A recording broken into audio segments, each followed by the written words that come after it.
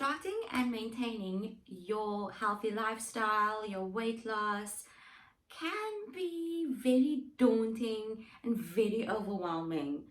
So maybe you just have to stop doing one or two things and then you make it so much easier for yourself. So here are my 5 things that I stopped doing to maintain a healthy lifestyle and promote weight loss and just make things easier for myself. If you want to find out what they are, then stay tuned.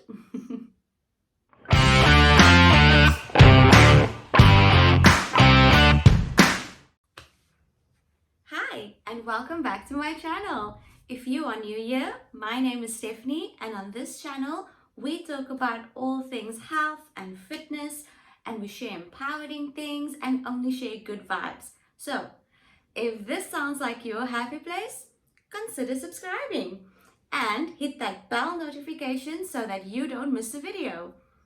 So today, we are going to talk about things you can stop doing to make your life, your weight loss, your new healthy lifestyle 5 times easier. But first, shout out to my hair today. My curls look bomb. Thank you. Thank you, curls. Thank you. Thank you, everybody. Thank you. Okay, so that's enough of that. On with the video. Okay, so tip number 1, stop labeling foods as good or bad. So when you label something as bad, then you automatically associate it with something negative. So when you eat something that's considered bad for you, psychologically, this can be very, very taxing. So when you eat that bad thing, you feel guilty, you feel like you've done something bad, and you beat yourself up over it. And it's not necessary. So what I did is I accepted that good foods I labeled as foods that are good for me. So I accepted that healthy foods do good things for my body, and my body likes those things, needs those things, and so I will give it that, I will accept that. And bad things I've relabeled as food I enjoy.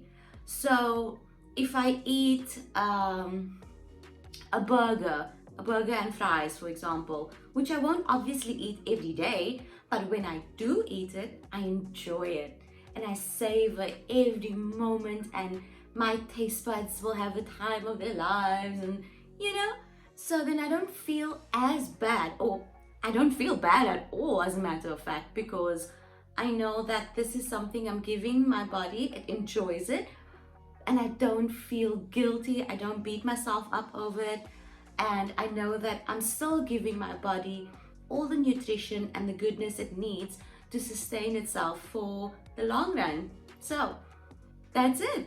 Stop labeling food as good or bad. That's it. Number 2, stop climbing on that scale. It's so crazy, like we have accepted that what the scale says is the truth, it's the absolute truth, which is so completely wrong. I don't know who said that or who came up with that idea, but that's a crap idea. Don't climb on the scale every day.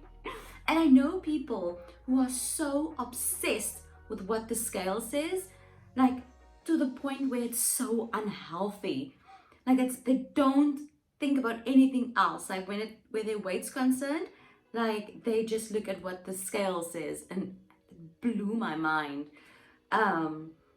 So I was always afraid of getting on the scale because I don't want to see what the scale has to say. I don't need that in my life. So when I do get on the scale and I see the number, I'm like, fine, whatever. And sometimes I'll feel good, sometimes I'll feel bad. And over the years, I've learned to accept whatever the scale says, because That's not how I will track my progress. I track my progress by taking photos. So when I started MMA and Jiu-Jitsu about 2 years ago, I started taking photos, lots and lots of photos. And when I had to get on the scale, sometimes it wouldn't budge, but I could see the difference in my body. And more recently, after our heavy lockdown and all of that, after the gyms opened, when I started up again, I think about 3 or 4 months afterwards, I weighed 72 kilograms. And then 3 or 4 months ago, oh no, so yeah, recently when I weighed myself again, which was after 3 or 4 months, I still weighed 72, but I looked completely different. I had way more definition in my arms, my chest, my back, my stomach, my legs. So while my weight didn't budge on the scale, I looked differently. My clothes fit differently. So don't stress about that scale. Throw it away if you can. Just toss it. You don't need it. So, number 2, don't step on that scale. You don't need that negativity in your life. Not today. Can you imagine obsessing about what the scale says every single day? And when you see that number in the morning, you go, yes, this is fantastic. Da, da, da, da. And then later on the evening, you weigh yourself again and you're a bit heavier. And you're like, what? How did I gain this? What? How? What now? And you feel so bad, you don't want to eat the food you enjoy, you hate eating healthy food now because you feel like it's a punishment. No, actually, your body weighs, when you wake up in the morning and you weigh yourself, and you weigh yourself again in the evening, those two numbers are going to be completely different because your weight fluctuates during the day. And most of that weight, when you weigh yourself in the evening, that number, it's mostly just water weight. So stop obsessing over it, get off that scale, and rather take measurements, take photos, and see how your clothes fit if you want to track your progress in that way. But the scale, no thank you, bye. I'm going to exercise hard 6 days a week, and I'm only going to eat fruit and vegetables from now on for the next 3 months. Does that sound familiar? And yeah, a lot of us have gone through this whole spiel. You go on a binge eating spree and you feel so guilty afterwards that you feel like you need to punish yourself for what you did because you were so determined to reach a weight goal or whatever and you fell off the wagon and now you need to be punished. No. So this kind of punishment only sets you up for disaster and it sets you up to fail because our bodies are not meant to go from 0 to 100 like that. No. When you've learned certain habits, it took a while to learn those habits and it's going to take some time to unlearn those habits. So rather set yourself some realistic goals. So when I started and I decided that I want to get into MMA, I decided that I'm going to join the classes on a Tuesday and a Friday because I've never been to one of these classes before. And that was like, 2.5 years ago. And I decided I can do Tuesday and I can do Thursday. And if I want to do some stretching or something in between over the weekends or whatever, I can do that. So Tuesday came, I went to my class, all good and well. I was a little sore on Wednesday. Thursday night came, I went again. And Saturday or Sunday, maybe if I wanted to stretch or do something extra or something, I did that. And I felt like that was realistic because if I had to go every single day, I know like my body couldn't handle that. That was not sustainable for me. I'm not used to it. My body's not used to it. It's a crazy schedule, and I wouldn't have the energy to maintain that kind of schedule going forward. Like, so that would have set me up for failure. So yeah, I did that twice a week and it was fantastic. That was all I needed. And I managed to hit every single class that I could physically go to, I did. And I felt fantastic. So, by setting realistic goals, you set yourself up for success because these goals are easier to achieve. When you do achieve them, you feel so good, and that feeling will encourage you to go to the next class or do the next kind of exercise or whatever it is that you do, especially if you enjoy what you are doing. So whether you decide to do your exercise on a Tuesday and a Thursday and maybe something over the weekend, maybe a brisk walk or anything like that, it's easy enough to achieve. And when you achieve it, you feel good, you want to do more. And then you can adjust your schedule, play around, see what works for you. And when you don't meet your goals, learn to tell yourself that it's okay. It's okay. Sometimes, life happens. Sometimes you get sick. Sometimes your dog gets sick, or, whatever happens, life happens. So don't beat yourself up about it too much. Set yourself realistic goals, and the same goes with food as well. Make healthier choices here and there. Introduce these foods into your diet slowly but surely. Increase your vegetables and your protein intake, healthy proteins, healthy fats, and slowly but surely cut out those complex carbs, and you will feel a difference. You'll feel amazing. And because you set realistic goals, you will feel fantastic. Okay, so number 4, stop taking sugar in your food or beverages. That's what I did. So I did this. If you watched my previous video, I started doing this when I was in the 10th grade.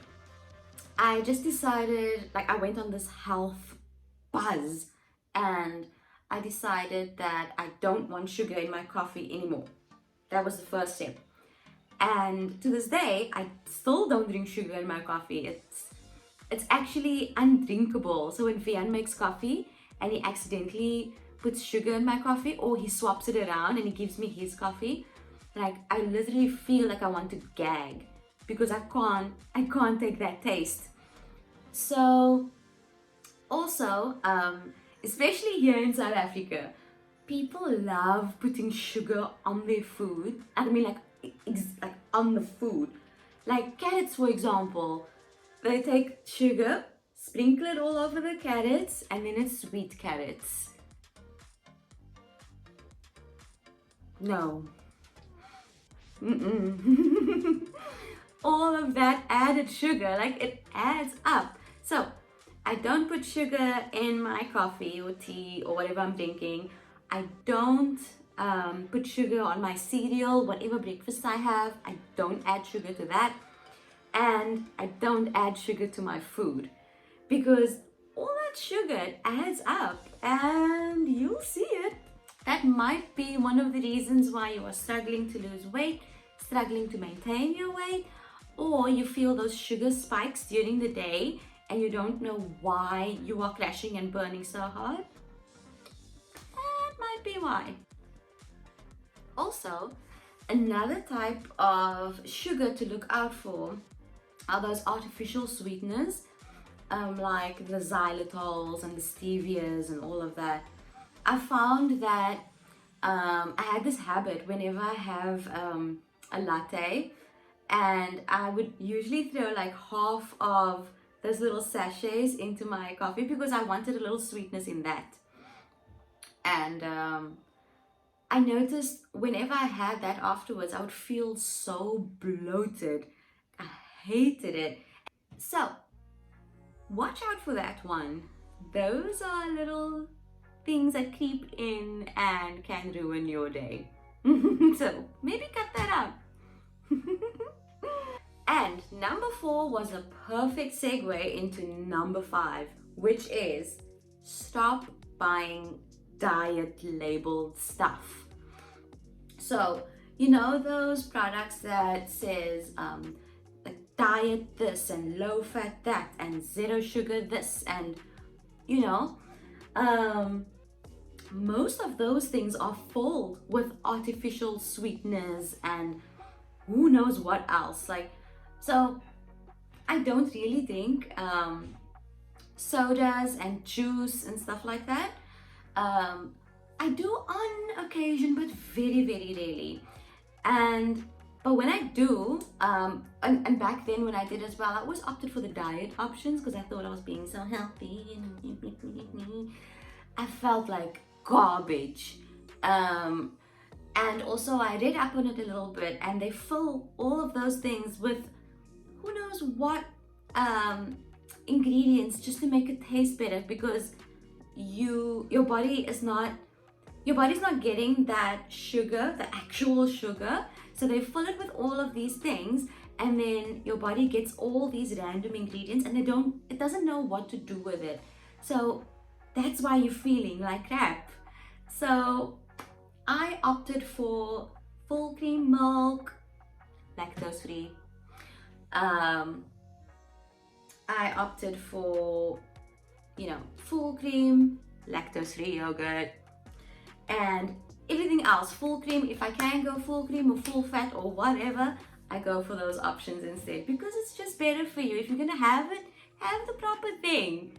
Don't sell yourself short like that, and you don't have to fill your body with all the other crap that's in the other products. It's not worth it. It's not worth it.